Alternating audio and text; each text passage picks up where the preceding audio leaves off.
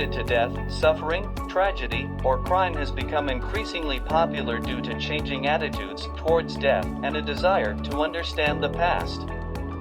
This has led to cemeteries being recognized as tourist attractions, even in Japan with the Tomaten Royal Mausoleum in Okinawa.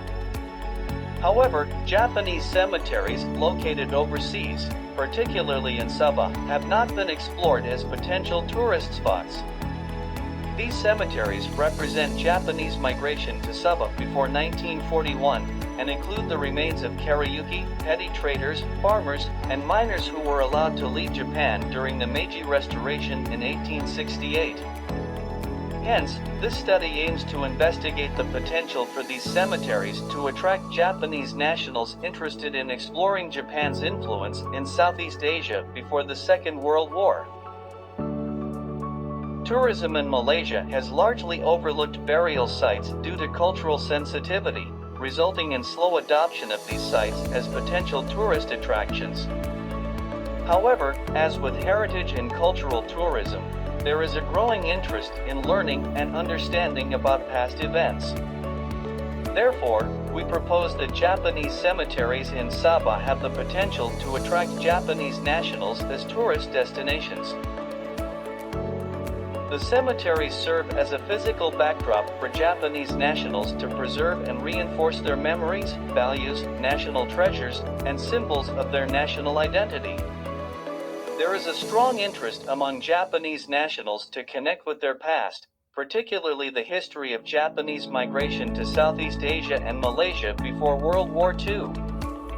This is demonstrated through the efforts of the Japanese embassy in Kuala Lumpur and the Japanese community in maintaining certain cemeteries across Malaysia. Some Japanese cemeteries, such as the one in Sandakan where Karaoke are buried, still attract Japanese tourists.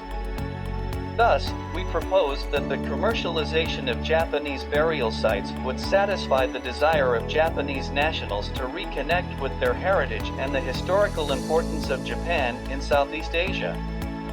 Importantly, such sustainable tourism not only attracts Japanese visitors to Malaysia but also helps preserve and promote local knowledge and culture. Promoting a historical Japanese cemetery site as a tourism spot may present challenges, but there are steps that can be taken to increase its visibility and appeal to potential visitors. Firstly, it is important to develop a marketing strategy that outlines goals, target audience, and key messages. Social media, a website or blog, and collaboration with local tour operators and travel agencies can also be considered. Secondly, highlighting the historical and cultural significance of the cemetery site is crucial. This can be achieved by showcasing unique architectural features, stories of those buried there, and cultural traditions and practices associated with the cemetery. Next, guided tours can provide visitors with a more in-depth experience and help them understand the significance of the site. Collaborating with local businesses, such as hotels, restaurants, and gift shops, to offer packages or promotions that include a visit to the cemetery site can also help drive traffic. Hosting events at the cemetery site that align with its historical significance, such as a Japanese cultural festival or commemorative ceremony, can further promote the site. Lastly, engaging with the local community by working with schools, cultural organizations, and historical societies to promote the site can build support and generate interest among residents and visitors alike.